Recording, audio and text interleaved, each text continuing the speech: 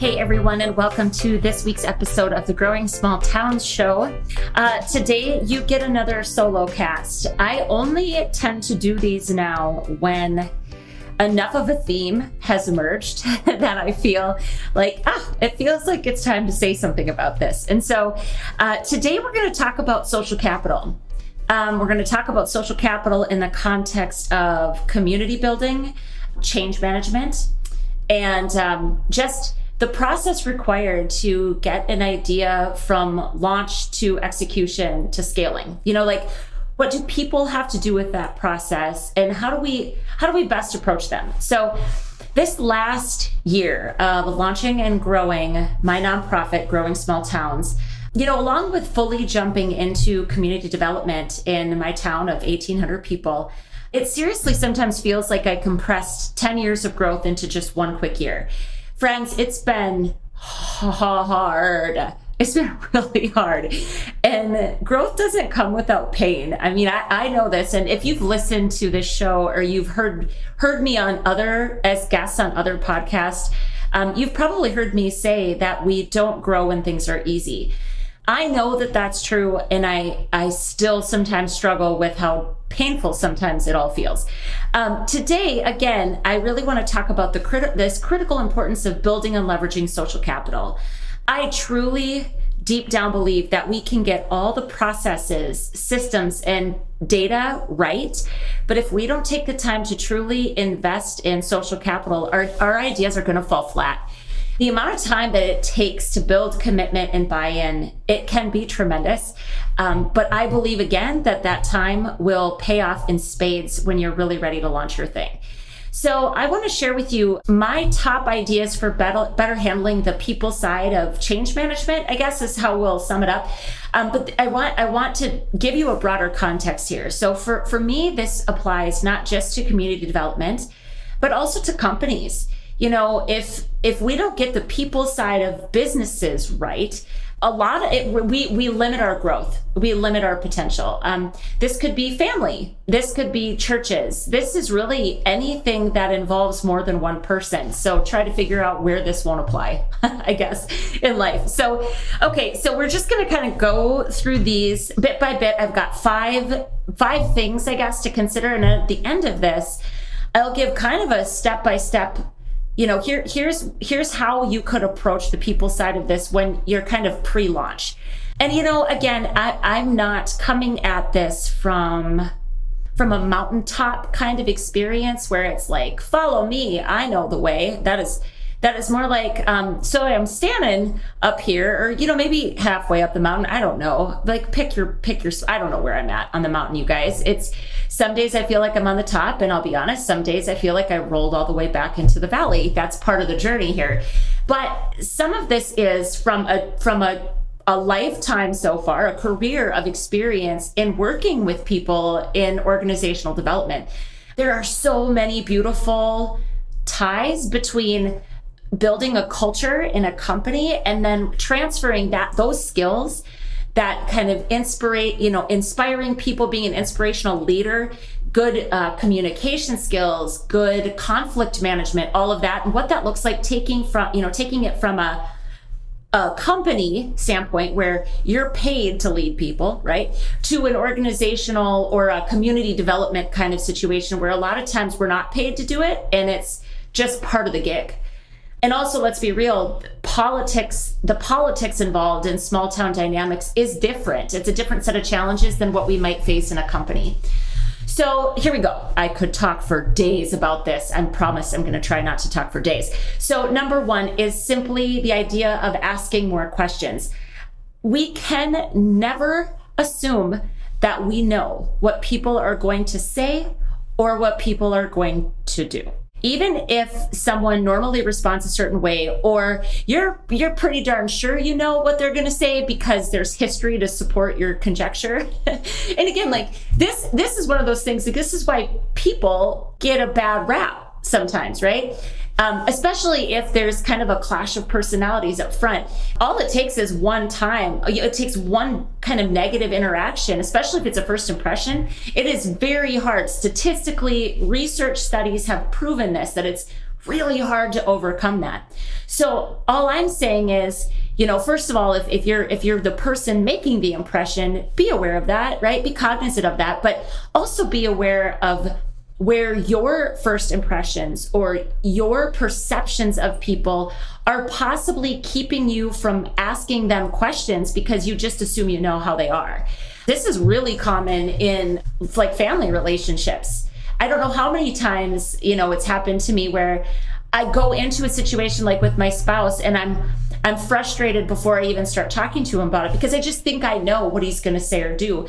Well, really, that's not fair. We don't give people the opportunity to show us differently if we always assume we know, right? So curiosity is really the only thing that in the moment can keep us out of judgment, and then it allows us to learn. So for me, when I find myself getting triggered, and really I tend to be pretty triggered by really pessimistic people or people that just hardcore resist change.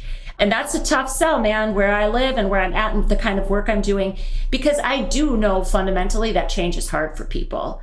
But I find myself getting triggered especially by just really negative people. Like if you only see the downside of everything, I'm going to struggle with you, right? Like that's just who I am.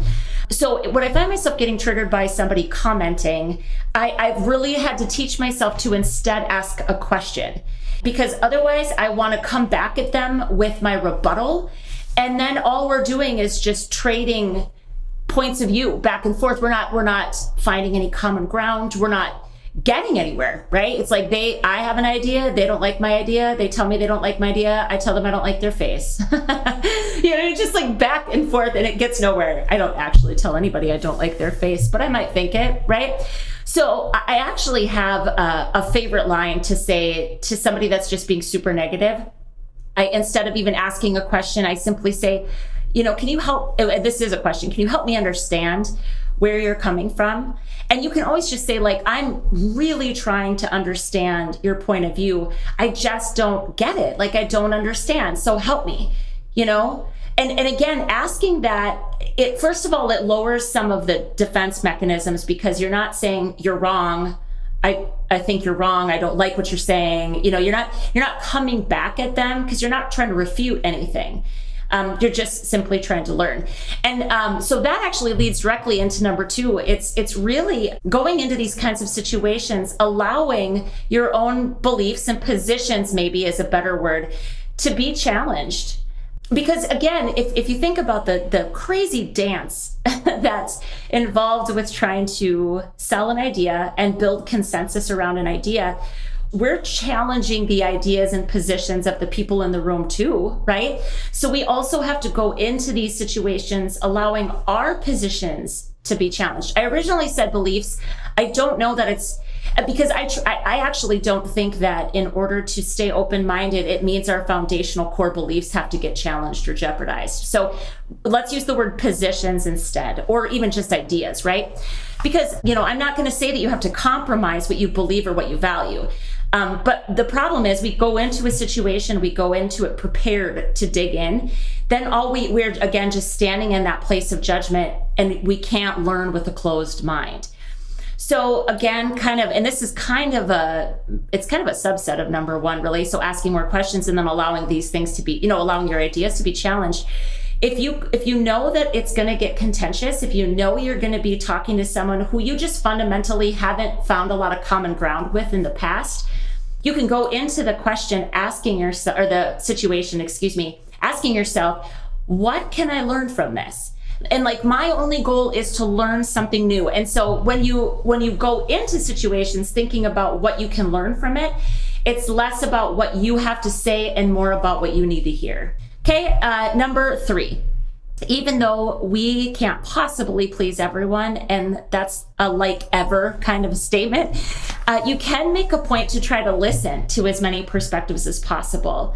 And again, like the lift involved here, the convenings involved here, the diplomacy and the tact and this is called emotional intelligence, friends. This is what it is. It can be super exhausting sometimes, but the truth is we need to be aware of the water that we're swimming in. So this has been kind of a thing that's become more clear to me that, again, and also another way to phrase it isn't just, it's not just finding consensus or finding detractors, but it's recognizing that all of that creates an energy that's in and around and through us. And that's what I mean by swimming in it. When you think about swimming in water, it's all around you.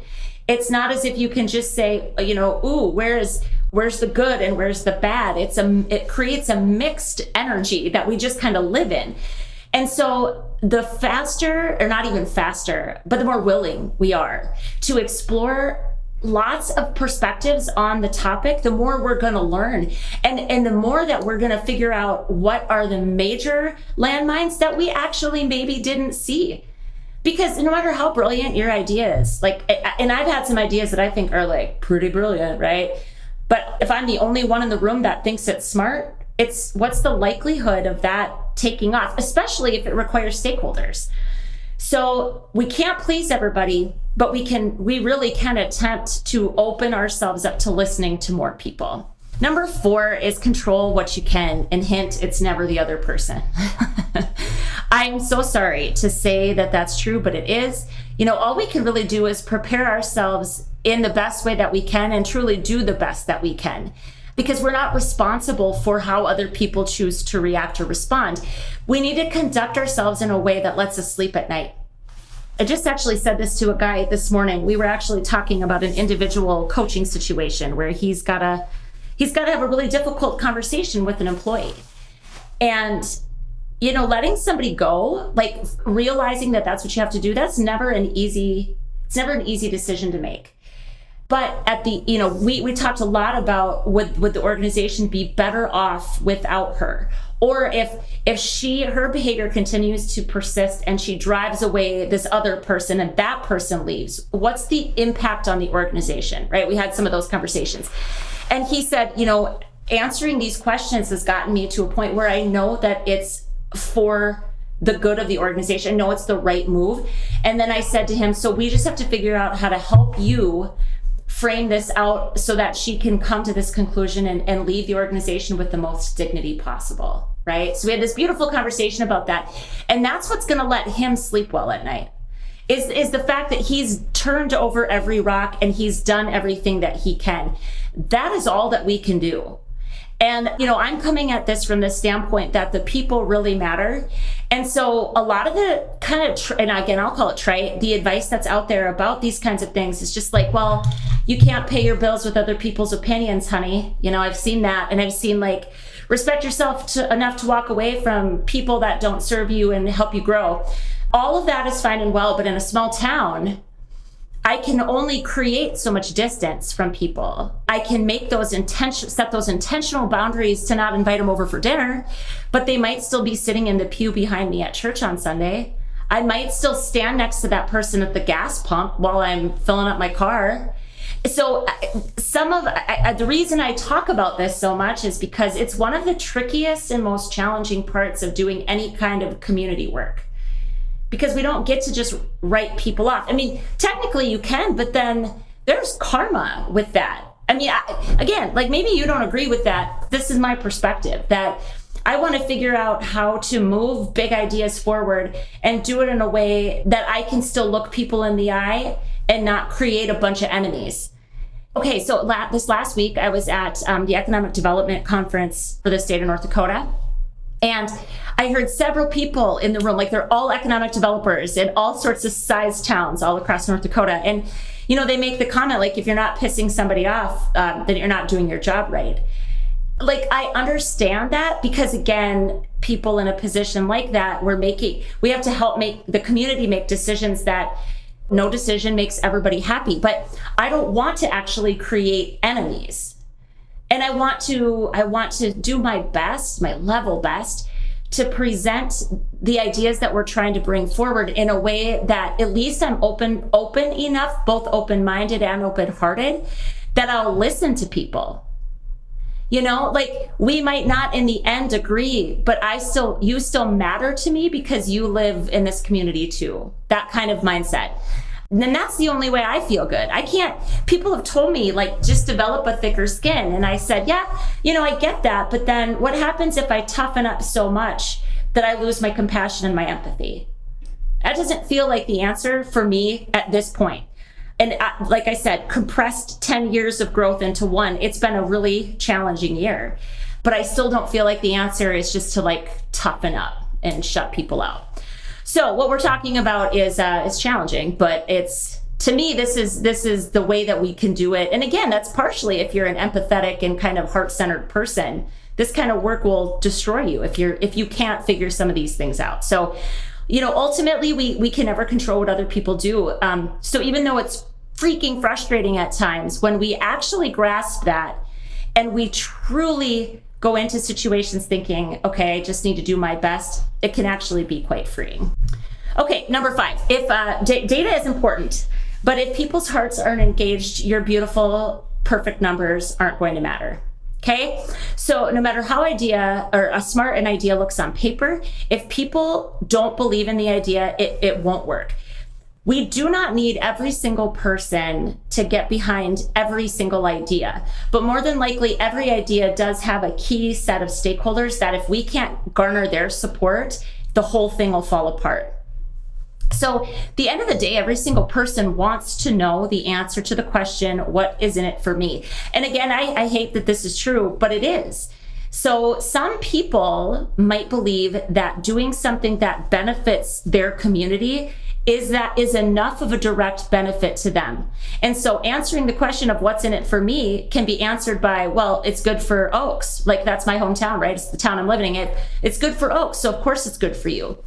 But we need to realize that if we're asking of anything of them, whether it's time, talents, or treasure, that we need to be able to show a return on the investment of one of those 3 T's for them.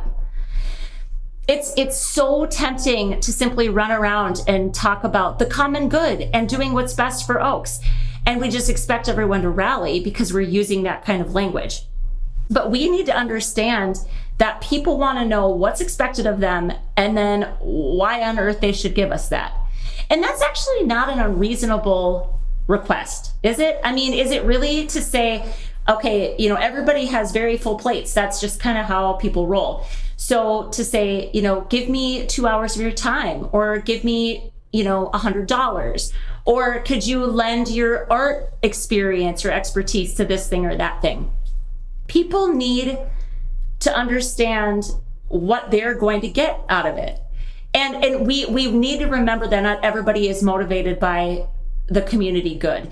And sure, you can be frustrated with that all day long, but like every other thing in the planet, there are always going to be some things that are out of our control.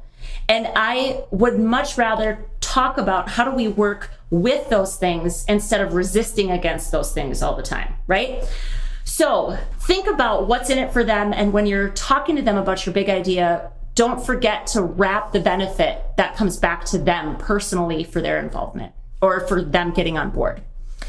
So those are the 5 things that I wanted to share that have really been helpful to me in the last year. But I have kind of a little starter kit for you. So as you're going back into your own communities to launch whatever big idea or big thing, and again, this could be company too, right? Like it could be an internal thing.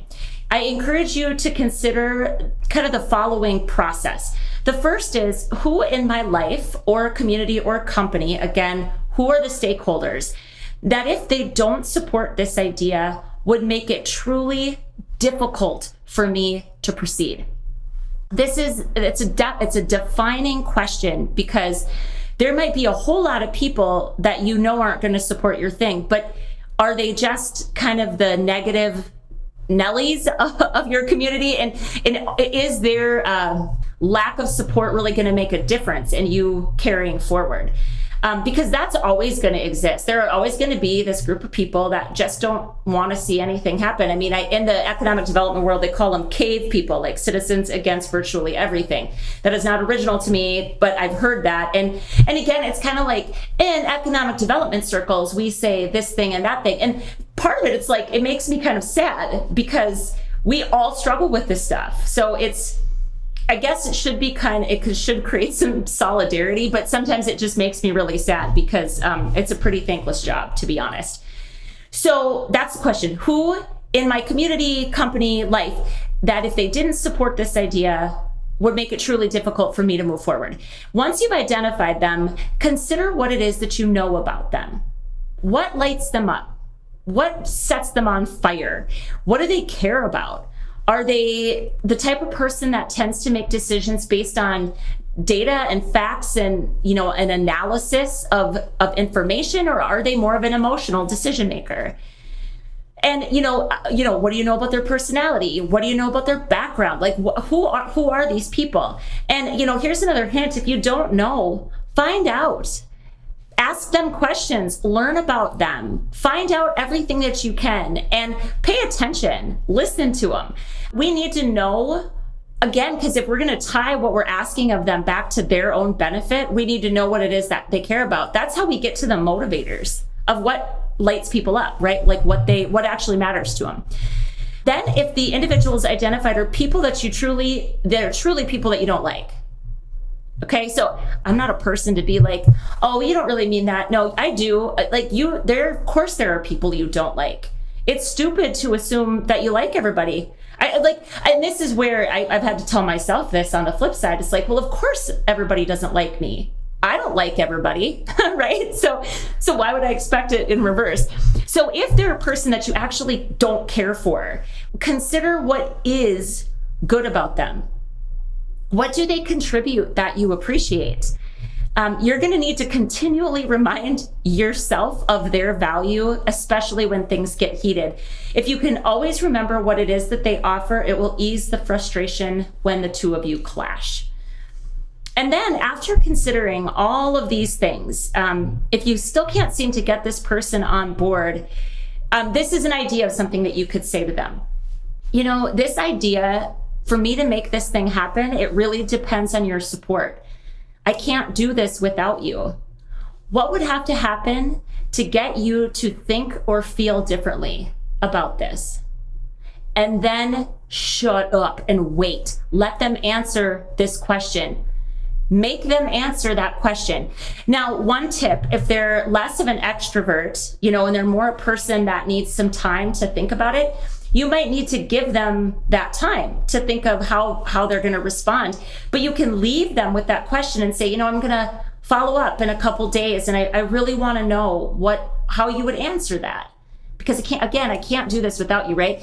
People want to know that they're valued. And that statement of, I need you, and that reliance on them, it may make them more open to considering what their hesitation about it really is. Because at the end of the day, with negative people or resistors, if there are people trying to stand in your way and you need their support, seriously, this goes back to my sales days when I was a salesperson, right? Because I'm sorry, but economic developers are the biggest salespeople on the planet. That's all we do all day long is sell. You can't overcome an objection if you don't know what the objection is. So the goal here is just to get clear, to get clarity, like what's actually the problem. Help me, that's why the help me understand thing is helpful too, right? Like we're just trying to get to the fundamental truth of what it is that they don't like. Because maybe they present something you hadn't considered and they make your idea better because of it. Negative people or people that tend to only see the negative side of things can be very helpful, but we've got to be able to create an environment, first of all, where that conversation can take place, and we need to listen to the feedback that we get from them.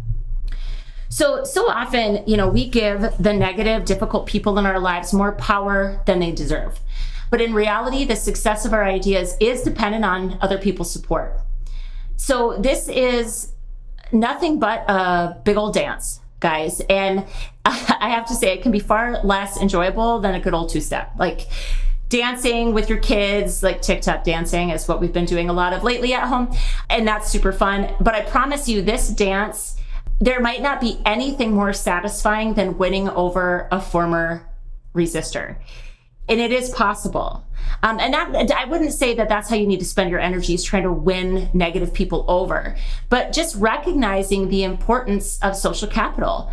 There are always going to be people that are just really negative, but most people aren't trying to actually be pains in the ass. Many people, especially those of us in this part of the country in the Midwest, we're never taught how to dialogue in a meaningful way, especially if there's a strong difference of opinion. As soon as things get contentious, it's kind of one of two reactions for Midwesterners. We either like yell and get really mad and act out basically, or we shut down, hide everything, sweep it under the rug and pretend it's not there. Both are unhealthy responses, frankly, to what is otherwise healthy dialogue. So social capital, it's truly, and again, this is the world according to Rebecca. Look, I'm the host of the show.